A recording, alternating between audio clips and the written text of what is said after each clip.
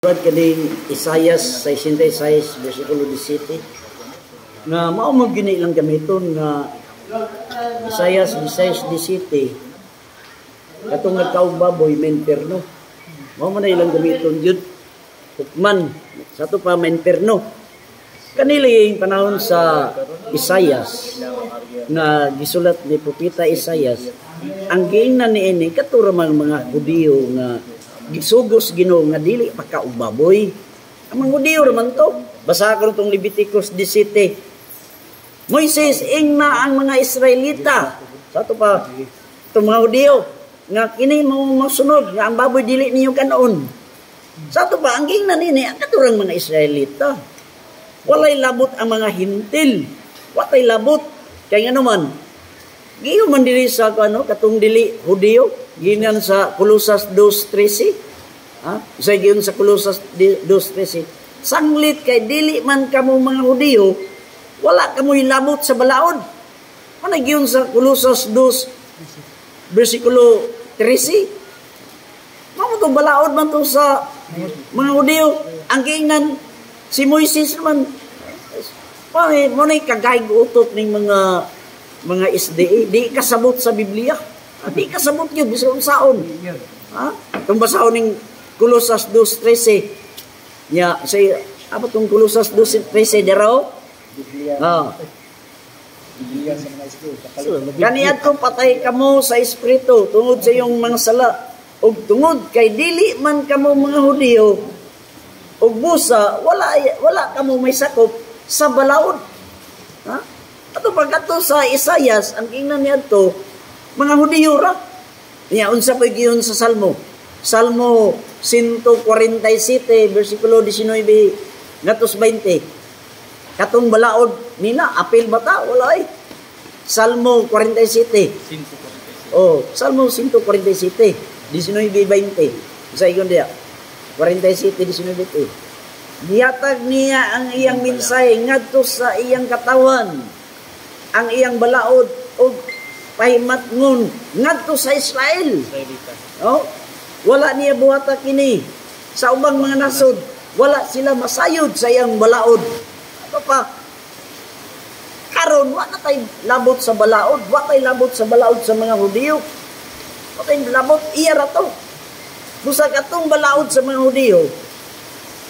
Ang balaod sa mga Hudiyo, mga igsoon, mga SDA, liwagtan na to. Gipahunong na sa Ginoo. Abasahon ng Episo 2:15. Siya ro basa-basa mo Biblia, di mo kasabot sa Biblia. Basahon ng Episo 2 versikulo 15. Unsa giyon sa Ginoo? Giwagtan niya ang balaod sa mga Hudiyo. Utok ba gamit? Giwagtan niya ang balaod sa mga Hudiyo. Hudiyo ra giingnan nato sa Isaiah 66. Nga ang magkaog baboy silutan sa Ginoo. Giwagtan niya ang balaod sa mga Hudiyo. Lakip ang mga kasuguan o mga kalagdaan ini. Aron gikan sa duha kaliwatan, mahimo diya kaniya ang usa ka katawhan. Og ingon moabot ang kalinaw. Giwagtan na niya ang balaod. Kinsa itong sundod sa balaod? Si Kristo. Unsa na ni Kristo? Na si Kristo maong katapusan sa balaod. Roma 14 versikulo 4. Roma 10 versikulo 4. Unsa gyud ni Kristo? Unsa gyud ni Pablo sa taga Roma? Kay si Kristo maong katapusan sa balaod. Aron ang tao imong matarong sa Dios pinaagi sa pagtuo. Wala miyon nga matarongon ang sa Dios ang tao pinagi sa gikaon nga baboy. Wala magkagbaboy. Wa miyon. Dili matarong, dili imong matarong sa Dios katong wala magkaon og baboy. Kundili matarongon himuong matarong sa Dios pinaagi sa pagtuo. Busa ang tao hukman pinaagi sa iyang pagtuo ug sa iyang mga mayong buhat. Sa Biblia na itong basahon ni pinadayag 20 versikulo 13. Kung sa yun din. Katong pinadayag 20 bersikulo katong giablihan ang libro. O nara. Unya yukman silang tanan sumala sa ilang binuhatan. O na ang libro 20:12. Sugutan 12. Og nakita ko ang mga patay inila og dili inila nga nagbarog atubangan sa trono. Gibukad ang mga libro og may lain pagayong libro. Gibukad ang mga libro sa kinabuhi. Giyukman ang mga patay sumala sa ilang binuhatan nga nahisulat sa mga libro. Wala mayon nga gihukman ang mga patay sumala sa wala magkaog baboy. Wa miingon, ha?